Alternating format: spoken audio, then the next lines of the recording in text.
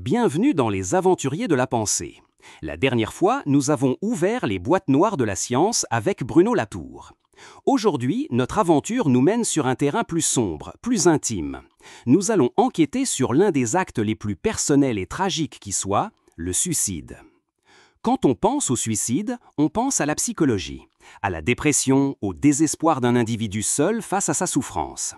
Une histoire personnelle, unique, insondable. Mais à la fin du XIXe siècle, un homme va oser poser une question radicalement différente. Et si le suicide n'était pas seulement une affaire d'âme individuelle? Et s'il était aussi un fait social?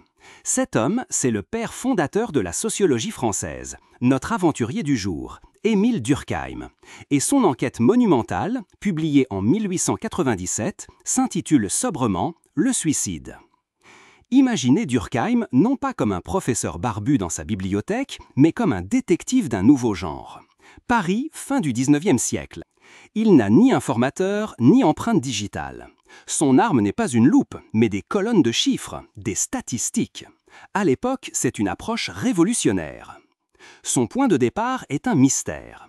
Il observe que, année après année, le taux de suicide dans un pays est incroyablement stable.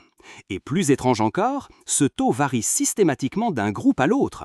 Par exemple, il y a constamment plus de suicides chez les protestants que chez les catholiques. Plus chez les célibataires que chez les pères de famille, plus en ville qu'à la campagne. La question devient obsédante. Comme tout bon détective, Durkheim va d'abord éliminer les fausses pistes, les suspects évidents. Premier suspect, la folie, les troubles mentaux. Logique, non? Eh bien, Durkheim regarde ces chiffres. Certaines régions avec beaucoup d'admissions en asile ont peu de suicides, et inversement. La corrélation n'est pas si simple. Piste écartée. Deuxième suspect, le climat, la fameuse mélancolie des jours de pluie et des hivers sombres. Durkheim balaie l'idée d'un revers de main statistique. Il montre que le pic de suicide n'a pas lieu en hiver, mais au printemps et au début de l'été, quand les jours sont les plus longs. Piste écartée. L'enquête piétine.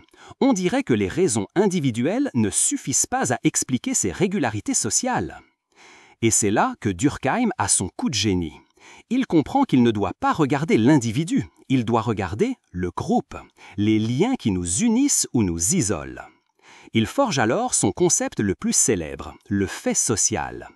Un fait social, c'est une force invisible qui pèse sur nous, que nous le voulions ou non. C'est comme la gravité, vous ne la voyez pas, mais elle vous empêche de vous envoler.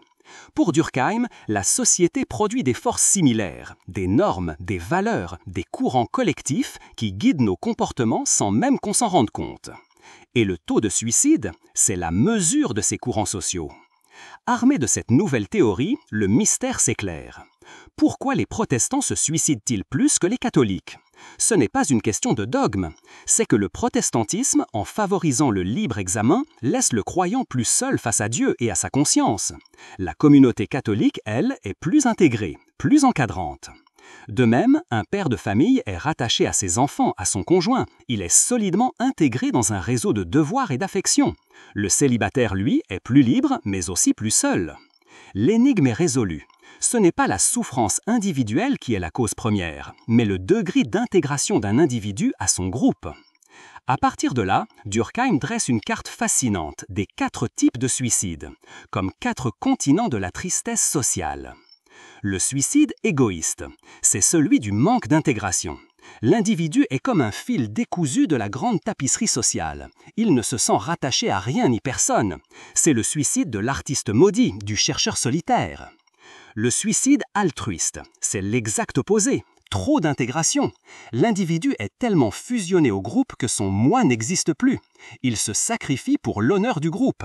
Pensez au soldat qui se jette sur une grenade pour sauver ses camarades, ou au capitaine qui sombre avec son navire. Le suicide anomique. Celui-ci est lié non plus à l'intégration, mais à la régulation. L'anomie, c'est l'absence de règles, le chaos social. Ça arrive lors d'une crise économique brutale, mais aussi lors d'un enrichissement soudain. L'homme qui gagne au loto et perd tous ses repères, ou le trader qui fait faillite du jour au lendemain.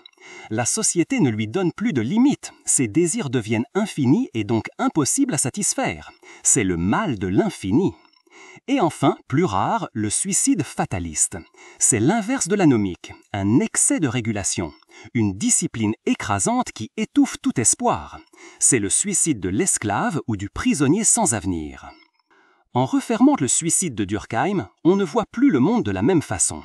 Il a réussi l'impensable, transformer l'acte le plus intime en un objet de science et révéler les forces invisibles qui trament le tissu de nos vies. Son aventure intellectuelle n'avait pas pour but de rendre le suicide banal, mais de le comprendre pour mieux le combattre. En montrant que des liens sociaux forts et des règles claires nous protègent, il nous a donné des armes pour penser la cohésion sociale, la solitude moderne et l'importance de la communauté. Voilà pour notre enquête aux côtés d'Émile Durkheim, un véritable détective qui, avec de simples chiffres, a réussi à sonder l'âme des sociétés. Dans notre prochain épisode, nous quitterons les statistiques pour nous plonger dans la magie, le charisme et le pouvoir. Nous partirons sur les traces d'un autre géant, Max Weber, pour comprendre pourquoi nous obéissons à certains leaders et pas à d'autres. D'ici là, souvenez-vous que même dans nos choix les plus personnels résonne l'écho de la société. Et surtout, restez curieux.